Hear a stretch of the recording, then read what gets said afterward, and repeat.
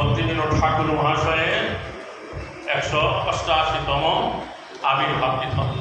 তাই সমস্ত সারস্বত গৌরীয় বৈষ্ণব সংঘের সদস্য ভক্তবৃন্দ তারই গৃহ এই সুরভি কুঞ্জ বর্তমান গৌরীয় মঠ হয়ে গেছে।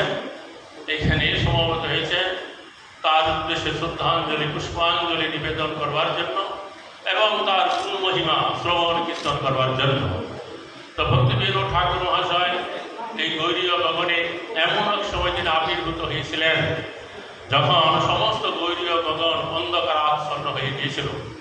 শ্রীমন মহাপ্রভু যে শিক্ষাবাণী জগতে প্রচার করেছিলেন, পরবর্তীকালে জীবক স্বামীর নির্দেশ অনুসারে শ্যামানন্দ, শ্রীনিবাস এবং নরোত্তম দাস ঠাকুর সমগ্র বাংলার এবং উৎকল দেশে ব্যাপকভাবে প্রচার করে গিয়েছিলেন।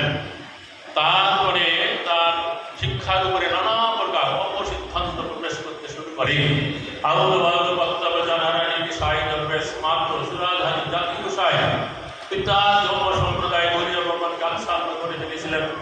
ভক্তিবিনোদ ঠাকুর মহাশয় আবির্ভূত হয়ে দেখেছিলেন যে মহাপ্রভু শিক্ষার উপরে এইরকম নানা রকম অপসিদ্ধান্ত প্রবেশ করে রয়েছে, যার জন্য তিনি কঠোরভাবে শ্রীমন মহাপ্রভুর বাণী জগতে প্রচার করতে শুরু করেন।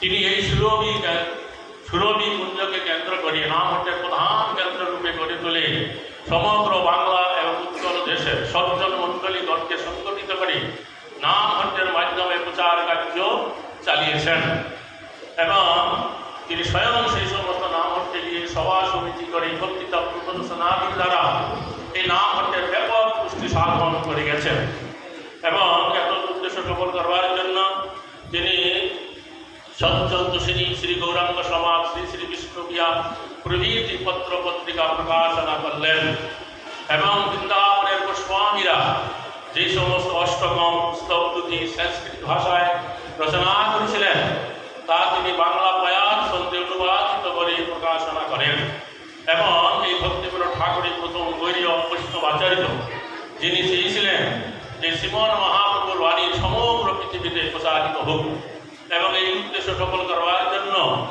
তিনি অনেক গ্রন্থাবলী সংস্কৃত এবং বাংলা থেকে ইংরেজি ভাষা